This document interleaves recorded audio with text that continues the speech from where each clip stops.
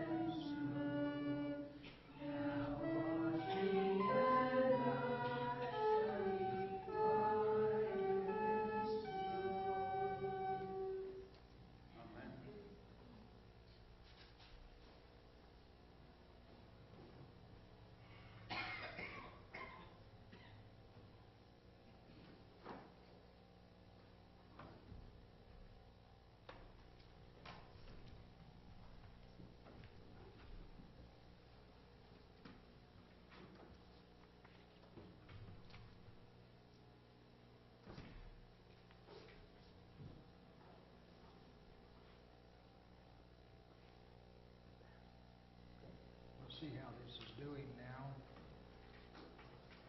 Testing, okay. A young man and his daughter were out walking one evening. Actually, it was kind of late at night. Probably here in Arizona, or maybe Colorado even. But she looked up and she says, "Heaven must be so beautiful." And the dad walked along with her a little further and kind of got this look on his face perhaps, and he's looking at her and he says, "Why do you say that? I mean, I agree, but why do you say that?" And she says, looking up, she says, "All the light shining through the cracks in the floor, it must be so beautiful up there."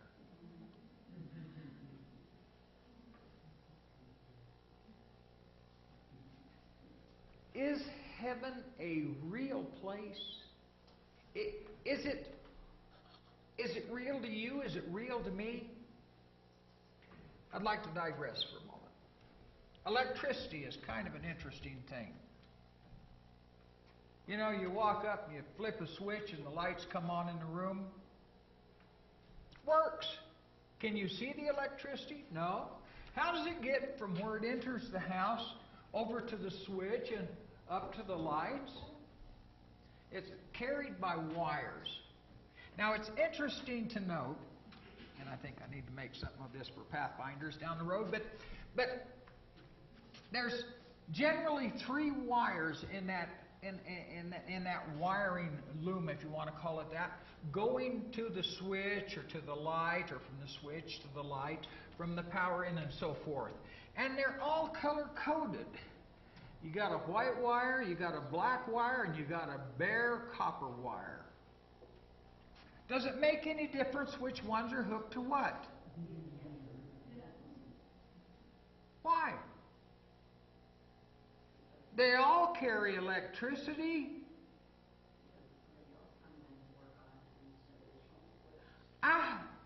So there has to be a code of some sort that tells you which ones go where.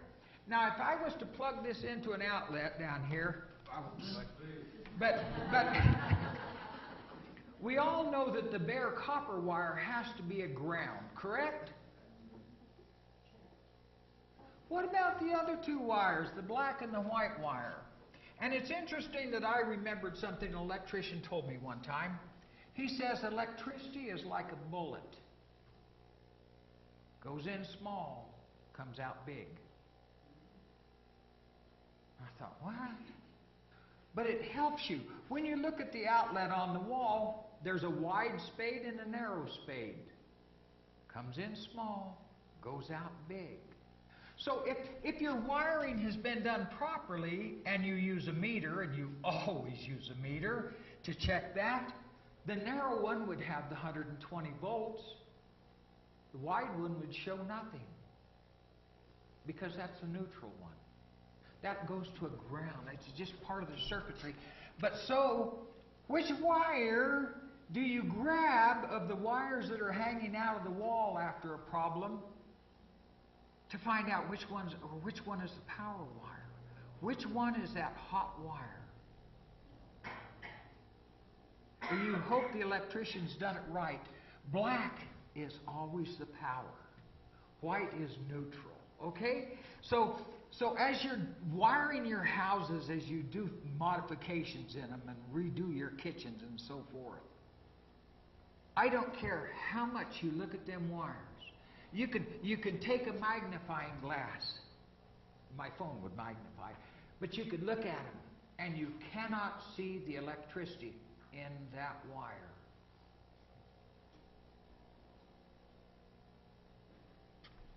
How can we believe in heaven? We look up and we see the stars, but how can we understand it's there?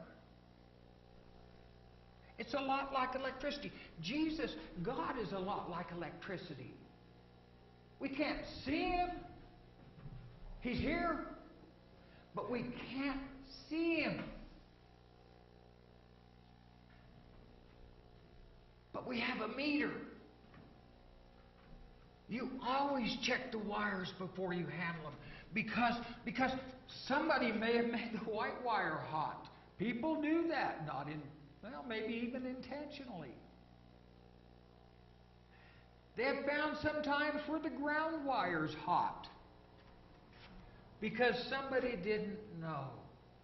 They didn't know the rules. They didn't follow the code. And we have to follow the code to know where heaven is, or what heaven is. But when we start talking about this subject of heaven, to a lot of people, it is a figment of their imagination. My goodness, that's a long ways off. Sometimes it's hard for us to understand something that's just happening around the block from us. Sometimes it's hard for us to understand something that's happening in our home. So how can we imagine? How can we get a grasp on heaven? The astronomers have taken their telescopes and they look up into the heavens, and they've discovered this place called Orion. There's this nebula, which is, I guess as I understand it, it's kind of an opening. They look at it.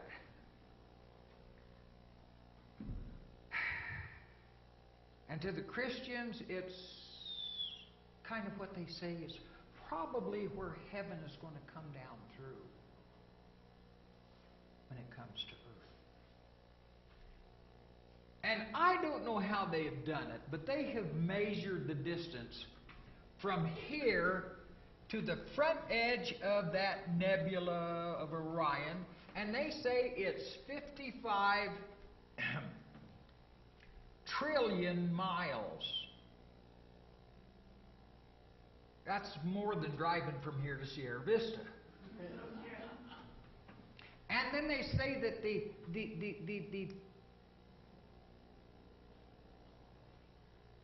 the opening is, now wait a minute, let me get this right.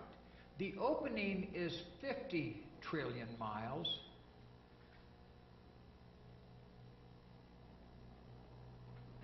It's 55 trillion to there. The opening is 50 trillion, and the depth of the nebula is 55 trillion miles also. So to go from Earth to the back of the nebula is 105 trillion miles. So I say that it just blows your mind when you start thinking about that. But let's look at it here a minute. How can they measure that? How do they know? You know, and then they have ascertained that at the back side of that, now this is 105 trillion miles from here, there's a cloud that they can't see through. It's just sits there, and it's a non-heat producing light that's behind it. How do they know that? Touch that one when it's plugged in, you're going to know it. And how do they figure this stuff out? How do they figure it out? How do they figure out something that is so far away and make it real? In 1 Peter 1, verses 3 through 5, it says, "Blessed be the God and Father of our Lord Jesus Christ, who according to His abundant mercy has begotten us again to a living hope through the resurrection of Jesus Christ from the dead, to an inheritance incorruptible and undefiled, and that does not fade away, reserved in heaven for you, who are kept by the power of God through faith for salvation, ready to be revealed in the last time." He has made us a place and has reserved a place for us. The Bible talks a lot about heaven. And it's good news, believe me, good news all the way. But it all depends on our relationship with Jesus. A lot of people would love to drive a new car. But the relationship between their wallet and that new car stops them. And a lot of people want to go to heaven, but their relationship with Jesus says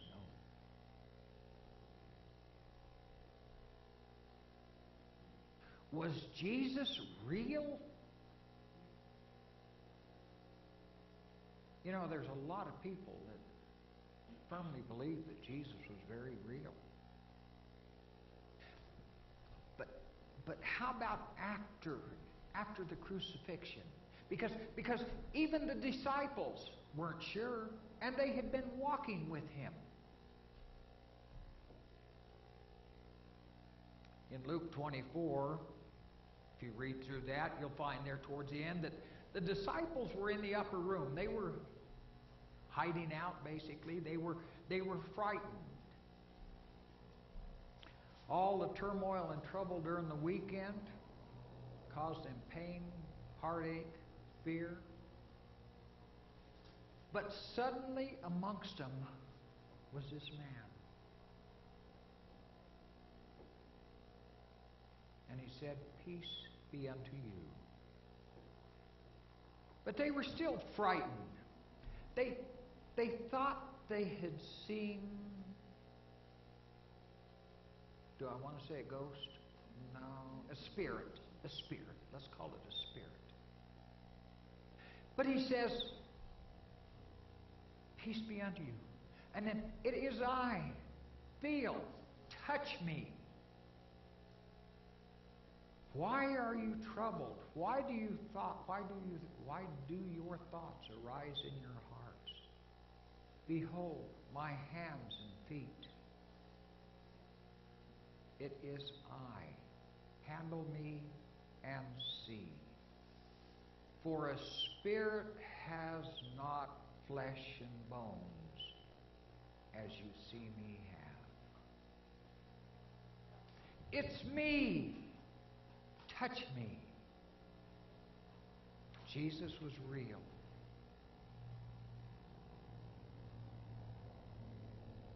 How would you like to respond to that? Touch me. Feel me.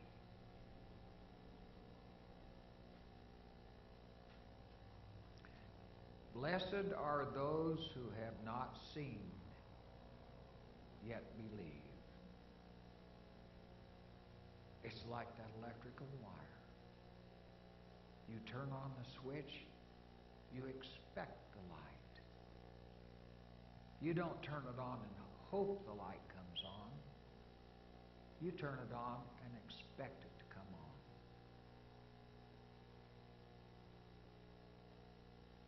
First John 3:2, "Beloved, now are we the sons of God."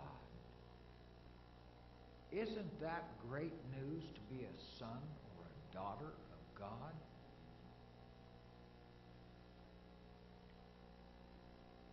As we consider this place called heaven, we're also reminded of the fact that the disciples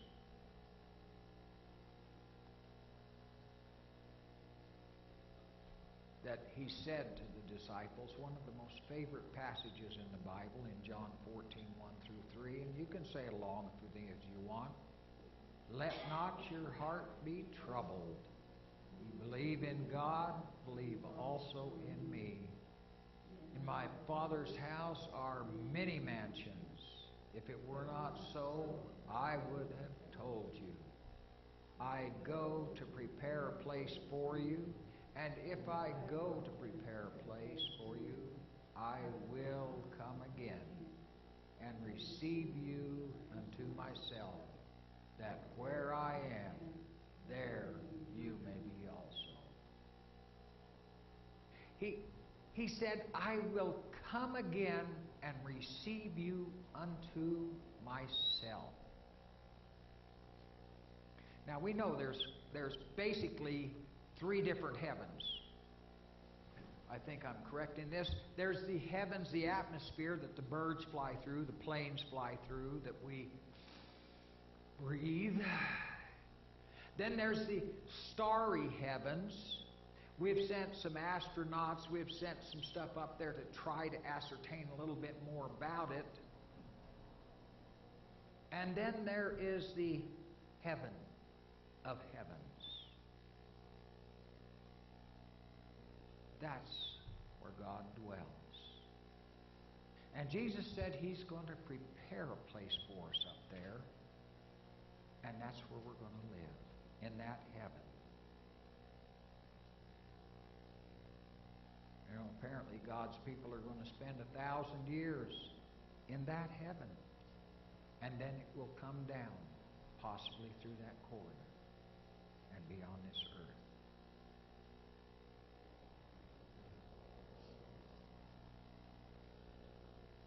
God has prepared this place. And I think He thinks that happy people are active people. Now, I was telling a young lady this morning, because she's been feeling a little ill for a period of time, I kind of made the suggestion that her mother has her dig a trench about 70 feet long and about 4 feet deep, and probably 3 feet wide. By the time she finishes that trench, she will really be feeling good. And I think that God is in that same type of idea. Busy hands are healthy hands. Now, my boss has been gone for a period of time, and I've really gotten lazy.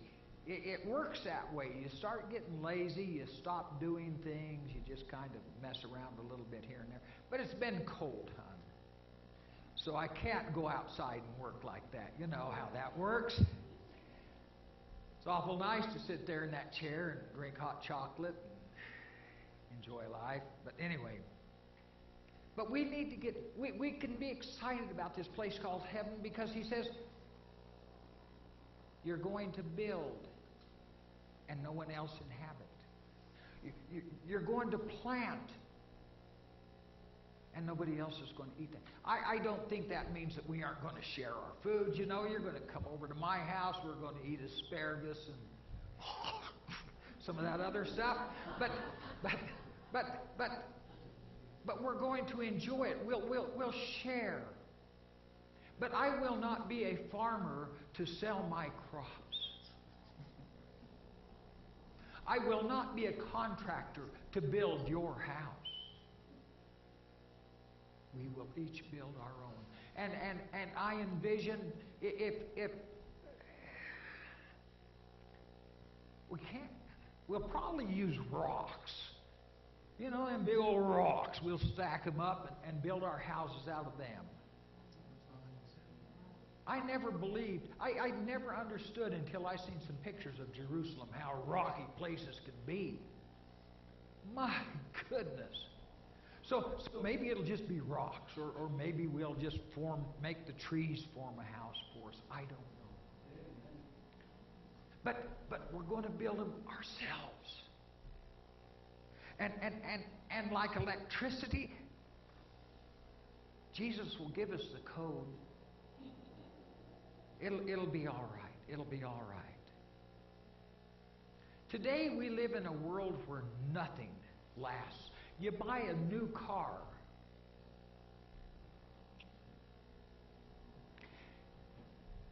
And I'll probably be way wrong on this. Back when I was a youngster and looking at cars, you never bought a car with 100,000 miles. It was shot. Don't even look at it. That's way over.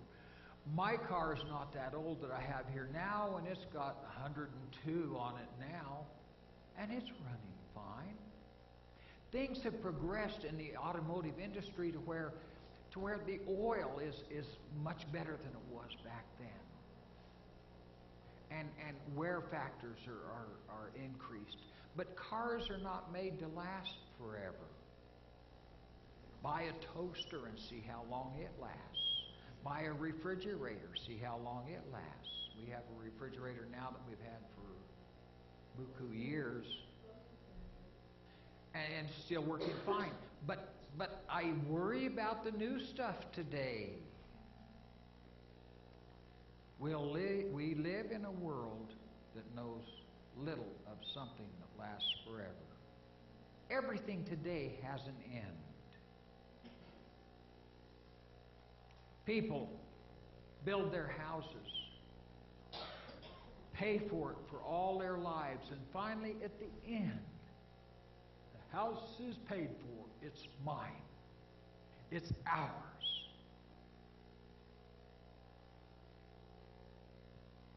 And then you don't feel well, and you go to the doctor, and the next thing you know, you've sold the house to pay for the hospital bills. And all that's left in the end is a tombstone. A tombstone. We live in a day when an artist painting on canvas paints the most brilliant pictures. And they're just, they take your breath away. And one day he's painting and his hands start to shake. And he can no longer be an artist.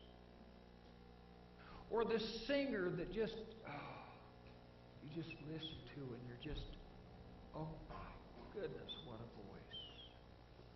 And one day that voice cracks, can no longer reach them notes that were so important.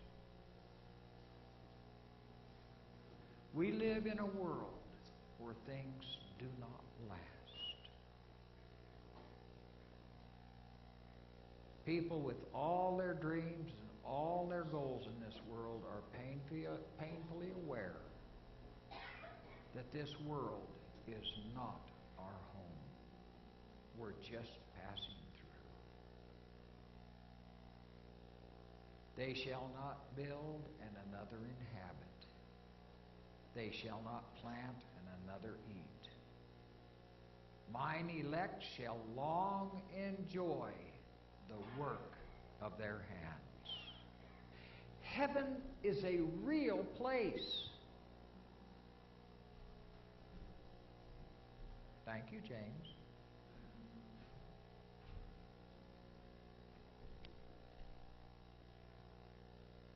Heaven is a real place. People are going to eat there. And I know I jest about what some of the things are going to be up there to eat, but we're going to eat there. We're going to enjoy meals there.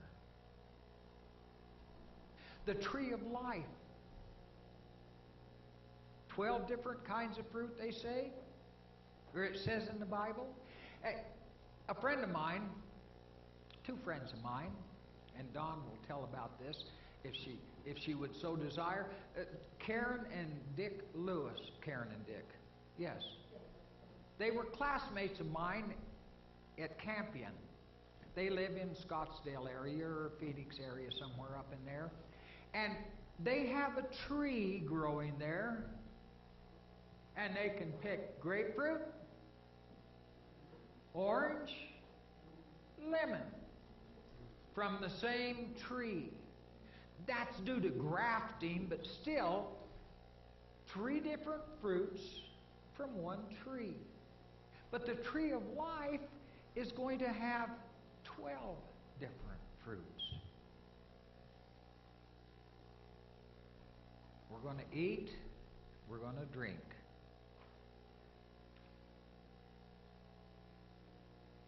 Now I have a question. Is there going to be any traveling done in heaven?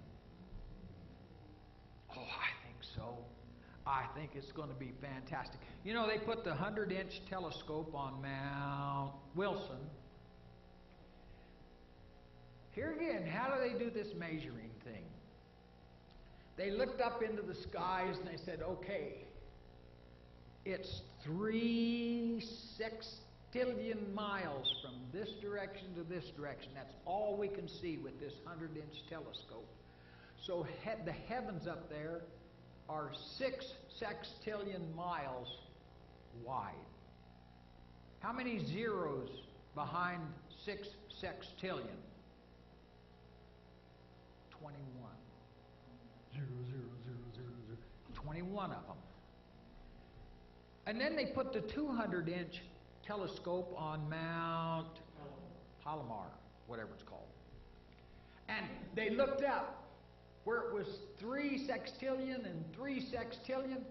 Now it's 6 sextillion and 6 sextillion.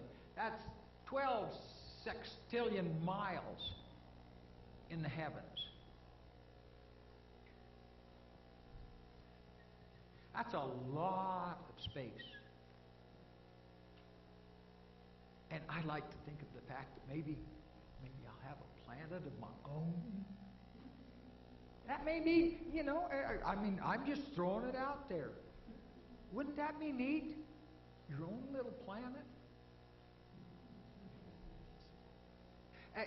Because, it's really going to be crowded at the feet of Jesus. It's really going to be crowded at the feet of Jesus. And it's really going to be crowded trying to live next to Him. We hear these songs about that kind of stuff, and it just, if I have my own little planet and a nice stream and a nice fishing hole, and Jesus comes and visits me, how great. I have my little garden, I have my have the cattle there, and how wonderful, how wonderful. Jesus, just come sit with me on the pier. Let's just sit here and dangle our feet in the water and fish for a little bit. They say fishing is as close as you can get to heaven at times. You're just so relaxed, so in tune with nature. All the cares of the world are gone. Travel will be great. And I have to show you where I did my calculations. Traveling is going to be something that we can do. And I don't know how we're going to do it. You were a teacher, weren't you? You weren't. Who was a teacher? Somebody in here had to have been a teacher. You okay. Math? Math is good. I never liked math. Math was hard for me for some reason. But yet today I kind of look at it and say, I don't understand why. Light travels at what speed? 186,000 miles an hour. Oh, second. That's pretty quick. That's faster than my car can go up, believe me. So light travels at 186,000 miles a second. How far did we say the nebula was from Earth? 55 trillion miles. Okay, that's to the entrance of it. Light travels at 186,000 miles a second. How many miles in a minute? Quick. 11,160,000 miles in a minute. Okay. In an hour, it's 669,600,000 miles. That's in an hour. In a day, that's 16 billion 70 trillion. No, wait a minute. 100,000 million billion. 16 billion 70 million 400,000 miles. How about in a year? This is a light year travel. 100,000 million billion. 5 trillion 865 billion 696 million miles in a year. How many years will it take us to get to the nebula? Figure it out in your spare time. Figure it out in your spare time. That's how long at traveling at the speed of light. And I think from what I have read, what I've tried to study a little bit, our eyesight, what we see is like the speed of light. I look from here to here, I don't see a dead space in there, like with sound, you could hear it over here before you hear it over here. Light seen with our eyes is, they say, is like the speed of light. So that's a travel. Oh, you bet we're going to travel. Oh, where am I at? Here I am. What a phenomenal thing to travel so fast.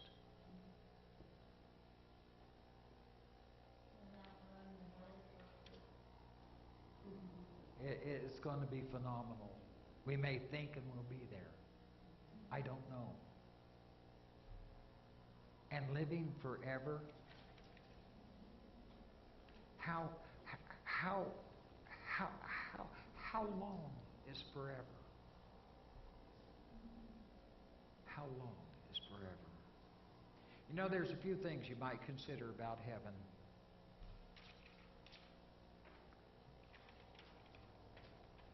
A 6-year-old boy was asked,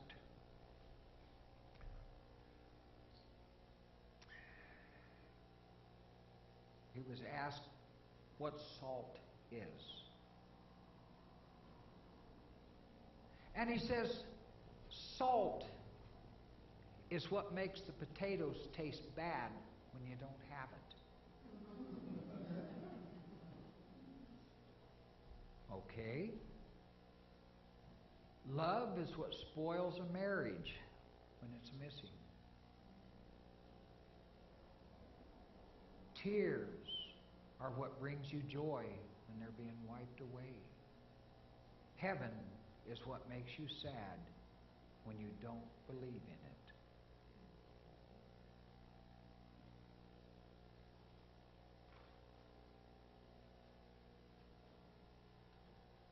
Text in 1 John 5:11 and 12 that says that you can know for sure. It says that he that hath the Son hath life, and he that hath not the Son hath not life. I have a wife. You have a wife. You have a husband. We have these things, and that's in what it's in reference to. If I don't have Jesus, I don't have life. If you don't have Jesus, you don't have life. We have to have that personal relationship with Jesus. Personal. I feel Him. I know Him. I talk to Him. He talks to me. It's a relationship. If we don't have that relationship, the fellowship with, the communion with, the communication with, we have a problem. We must have that relationship with Jesus, because He's reserved in heaven a place for each one of us. Each one of us. You don't separate them. You don't separate God, Jesus, heaven. They're all intertwined. And I'm so happy He's promised to be there, that He's promised to have a place for me there. And because of the cross, because He died on that cross, we can look forward to a place called heaven. Our closing hymn, 594, Heir of the Kingdom.